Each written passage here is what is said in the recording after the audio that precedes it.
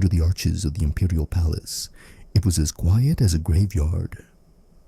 Only, occasionally, through the closed curtains and silver-plated walls, did a suppressed scratching sound penetrate when the Empress tried to get up, blindly wandering in her own vapors. Pus dripped from her feet. Every morning brought new evidence of decay, which the court intriguers tried not to look at or approach.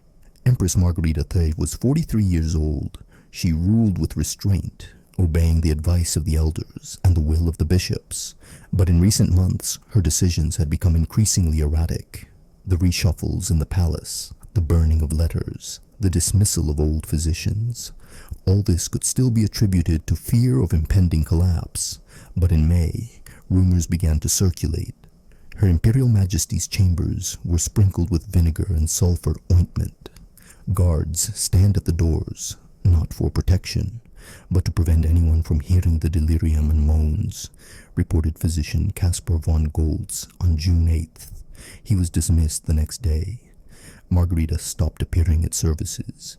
She cancelled the reception of the French ambassador, postponed the coronation of the Hungarian duke, and twice changed the text of her spiritual will. The courtiers argued among themselves. Some believed that she had been poisoned, others that the Empress had fallen victim to heresy, and still others suspected the doctors. Her temperature rose. The fever caused delirium. Testimony from servants recorded after her death pointed to hallucinations. She apparently spoke with her deceased husband, burned heretics, and even with the infant she had lost 20 years earlier. Sometimes she would jump out of bed, tear off her bandages, and scream, "Don't let them in. They want to take my legs." Her legs were indeed the center of the infection. First came ulcers, then tissue necrosis, then fluid leakage. Blood mixed with pus seeped through the bandages and soaked the blankets. Servants claimed that on some nights the pus dripped onto the marble floor and froze into a crust in the morning, which they scraped off with knives. No ointments helped. Silver water, spells, opium tinctures, even burning sulfur stones. Everything was in vain. One of the doctors, Hans Todd, in desperation, suggested amputation. He was expelled that same evening. The palace secretary, Jakob Neuberg, wrote in his personal diary, "Death is approaching, but it does not come. She only breathes, hiding in the Empress's skin. She is rotting, but alive. She prays, but in delirium. Every day is torture for her and for us."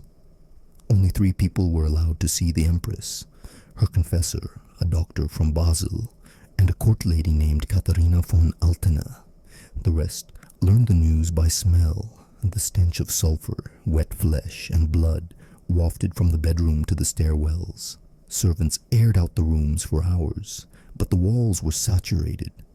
According to Katharina's notes, on July 6th, Her Majesty tried to stand up. Her leg burst open.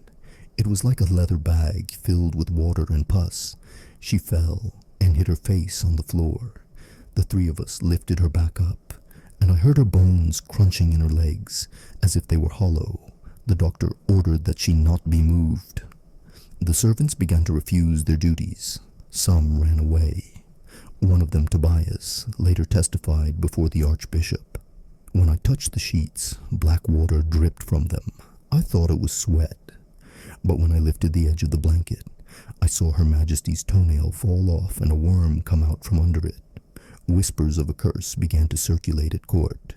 The old bishop declared that a woman who had not undergone the proper purification had been placed on the throne. The reformers, on the contrary, claimed that her suffering was proof of the decay of Catholic power. The ambassadors left the palace without waiting for an audience. Troops began to gather at the borders: the dukes of Westphalia, the Bavarian lords, the Roman prelates. Everyone was waiting for her death, but she did not die. By mid-July, Margaret could no longer distinguish faces. She addressed everyone as if they were children. She ordered that the crown be given to an infant, then demanded that all books except the Psalms be burned. She tried to eat incense, wrapped her hands in ropes, and scratched her face until it bled. A cloudy liquid flowed from her eyes, blood flowed from her ears, black mucus oozed from under her fingernails. Her confessor wrote, "I confessed her twice," but neither confession was complete. She began with repentance, but ended with curses. She prayed on her knees, but in her underwear, her skin raw and chafed. The Empress's chambers were no longer cleaned. The courtiers were afraid to approach her. Even the guards stood at a distance, with handkerchiefs over their faces. Only once was an attempt made to embalm her while she was still alive. Her feet were washed with vinegar and covered with beeswax, but the pus seeped through. That night, Margarita screamed so loudly that people in the neighboring wing woke up. In the morning, 3 servants wrote letters of resignation. While the court rotted away with her, war was brewing outside the walls. Who would take the throne? Where was the will? Which of the dukes would be the first to send troops? Until there was a body, there would be no crown. At the end of the 2nd month of seclusion, when the walls of the residence in Linz began to dampen from the constant fumigation with incense and the rotting air, the Empress could no longer rise from her bed. Her legs had swollen to the size of a child's torso. Her skin was cracked, and a thick yellow-gray liquid oozed from the cracks. According to the valet, Joachim Kraus, the flesh fell away from the bones like the soft skin of a boiled apple. The servants refused to change the sheets more than once a day. Those who were assigned by lot left scented handkerchiefs on her face and worked in silence without looking at the body. The court physician, Hermann von Platen, wrote in his report, "The gangrenous melting of the tissues of the feet had reached such an extent that the left toe detached effortlessly during massage with myrrh balm. The flesh under the nails had turned black and exuded a persistent smell of rotten blood." The Empress no longer spoke coherently. She whispered phrases in broken French, sometimes inserting words from children's prayers. Among these incoherent tirades, the servants recognized repetitions. "Don't touch my skin. He's lying under the bed. Ashes in my body. Where's my brother? He burned to death." Her eyes rolled back. Her pupils narrowed. Her lips muttered. Her hearing remained sharp, and any footsteps at the door caused her to scream sharply. She thought that heretics had come for her entrails. Monk Augustine, one of the last to be admitted to confession, left the palace and wrote to the monastery, "I fear what has entered her.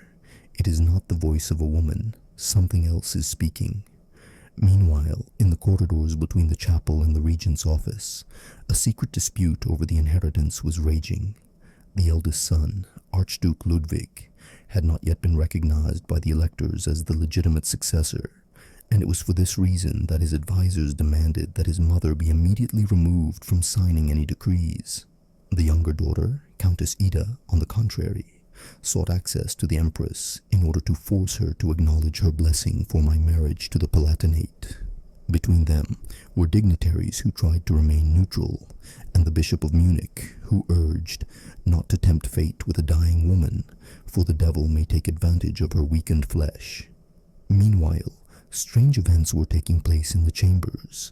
Servants began to complain that they heard shuffling at night, although no one was moving. Candelabra fell from the mantelpieces, and candles went out despite the absence of drafts. One of the bodyguards left on night watch found traces of blood on the Empress's pillow. Although she had no wounds, it later turned out that the skin on the back of her head had burst from the pressure, and liquid, like dark compote with the smell of soap, had soaked into her hair. Starting in the 5th week of her illness, all attempts to feed the Empress were stopped. She refused to eat, tore off her bandages, and screamed when anyone approached her. One report, dated March 26, states, "The Empress did not sleep all night, demanding to be shown a mirror. When it was given to her, she smashed it with her head, leaving pieces of hair and blood on the glass. After that, she was locked up without being able to move around the palace.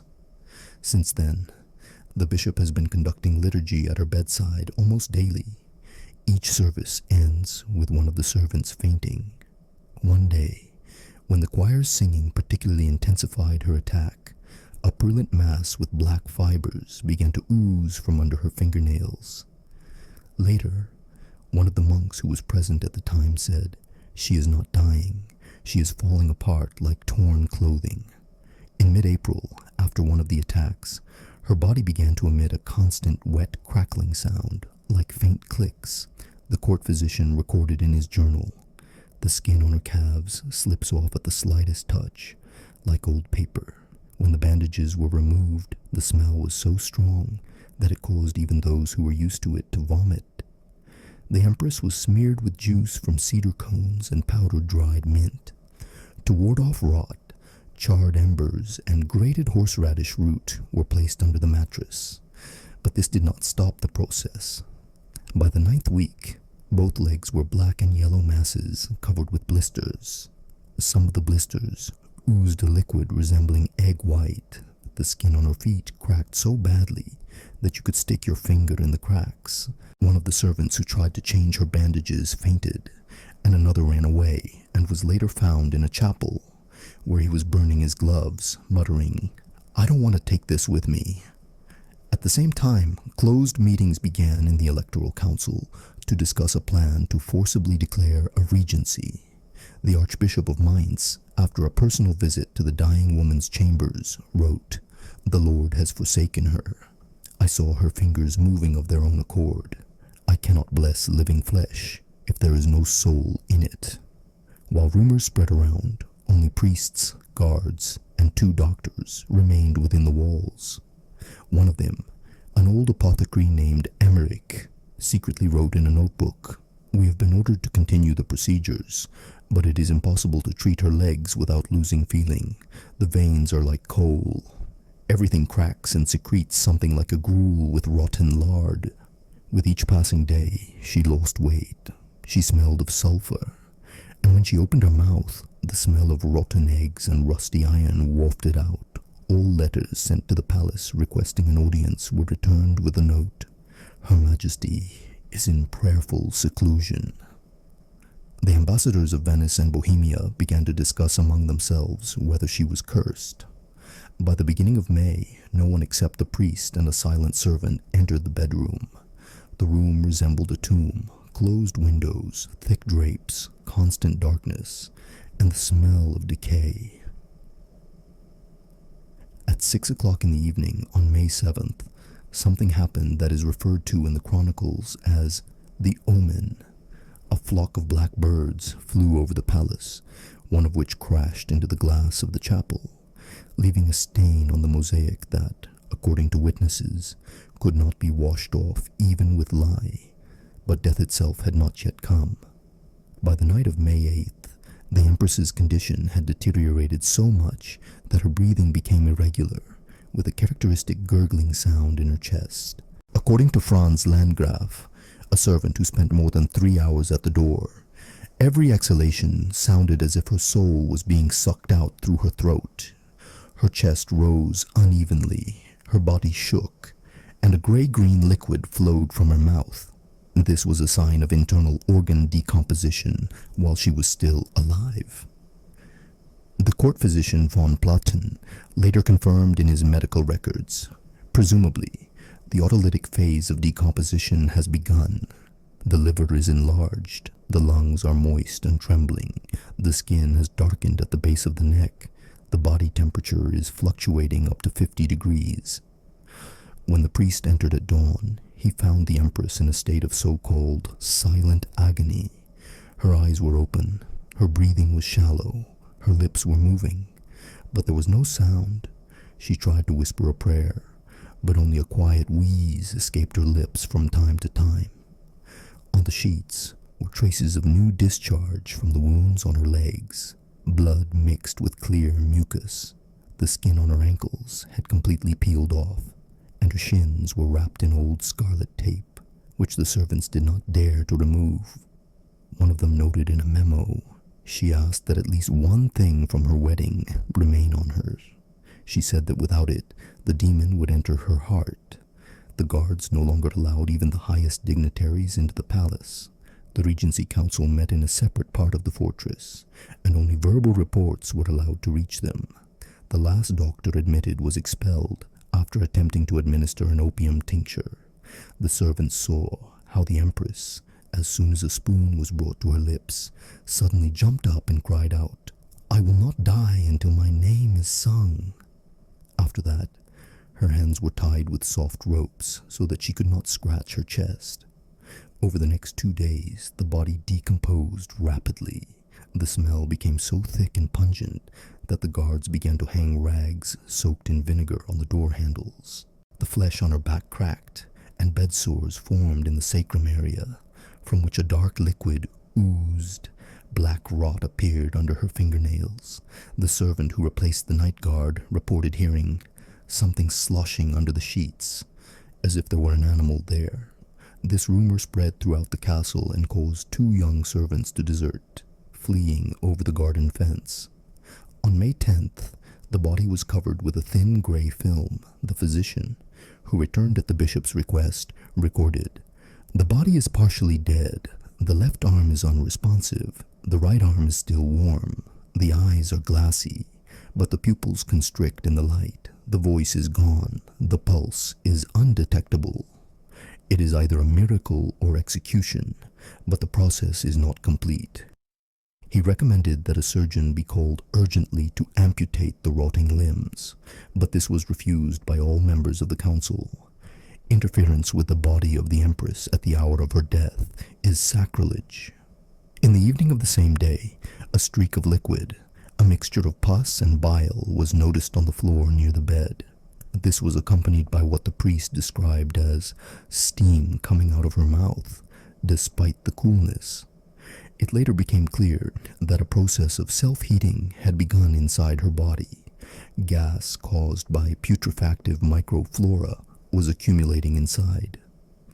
At around 3 o'clock in the morning, a strange sound was heard, as if a bubble had burst in her stomach. A servant who was nearby said that, at that moment, it was as if someone invisible had fallen on her. The blanket rose as if she had breathed in, but she did not move. In the morning, one of the court notaries left a note. "Today, the smell in her room is like a cave full of dead bodies. The walls are wet, the windows are closed, the lamps are out, and the servants only touch her through thick blankets." Rumors of this reached the people. They say that she is not a human being, but a vessel of sin. On May 12th, the Empress suddenly opened her eyes. This was recorded by 2 witnesses, the bishop's assistant and a maid. She looked at the ceiling and exhaled, "I am burning inside." Then, according to the same maid, her face stretched out like a dried fish. Her mouth opened slightly, and liquid flowed out of it. There was foam on her lips, in which traces of black bile were later found.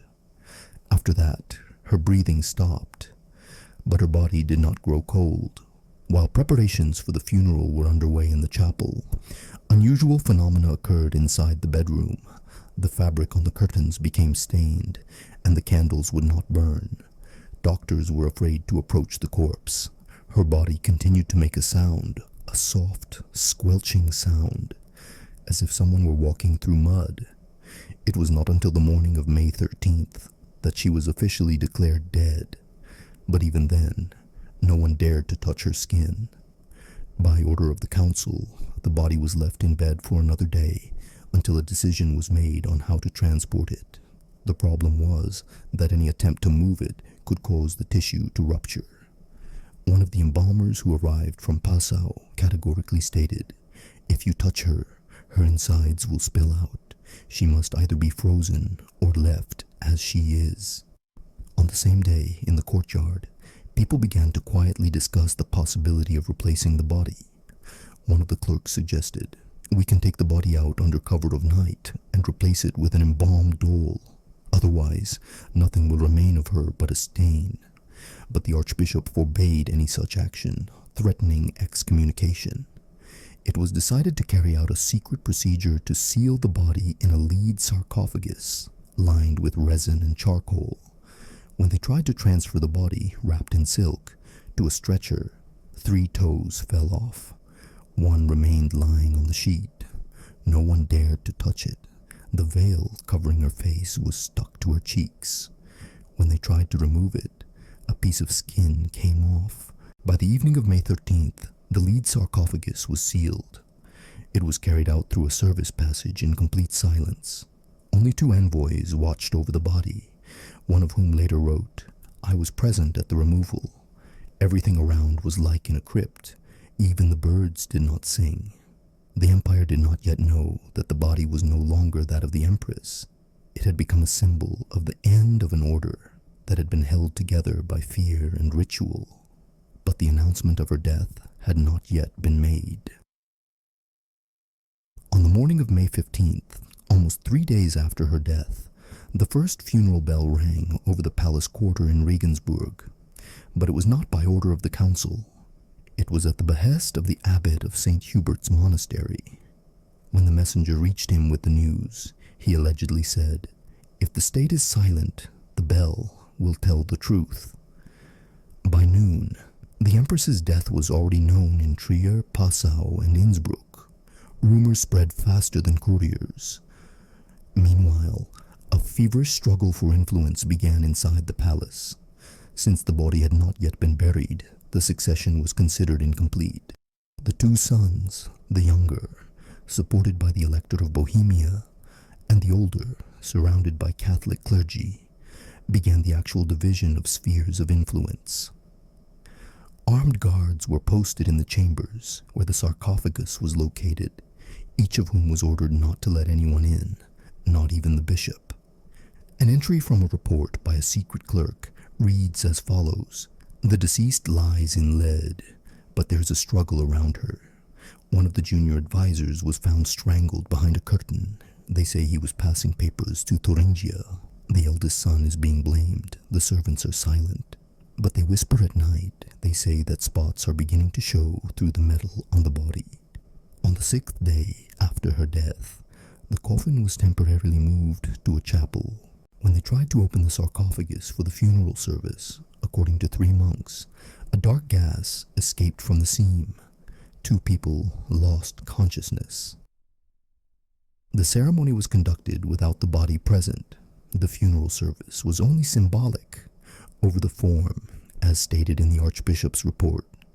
It was at this moment that the schism in the church began. The liberal part of the clergy declared that the Empress's death without confession and with such terrible physical signs was a punishment. The Catholic part insisted that her suffering was purification. Pamphlets appeared.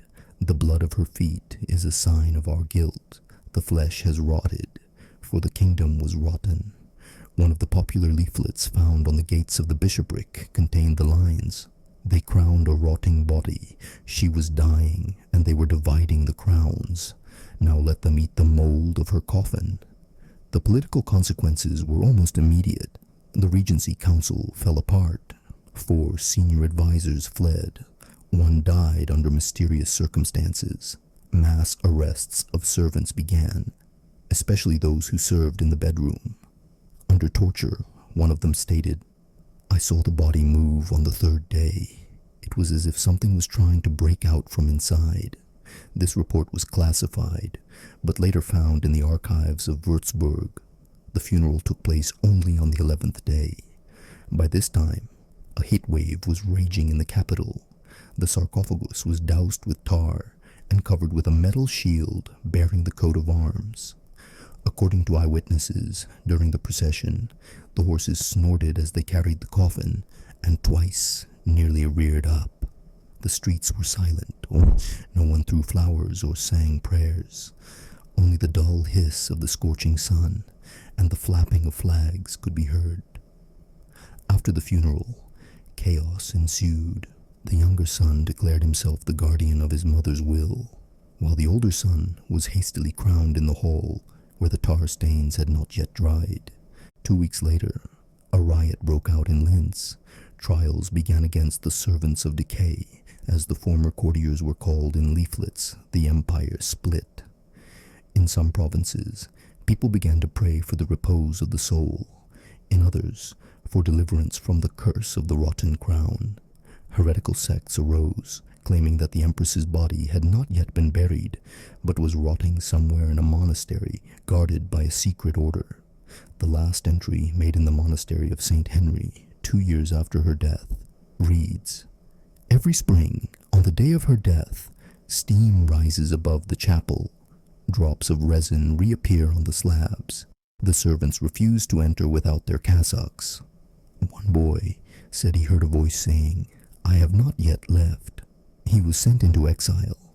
Thus ended the reign of the woman who was called the flesh of the empire during her lifetime.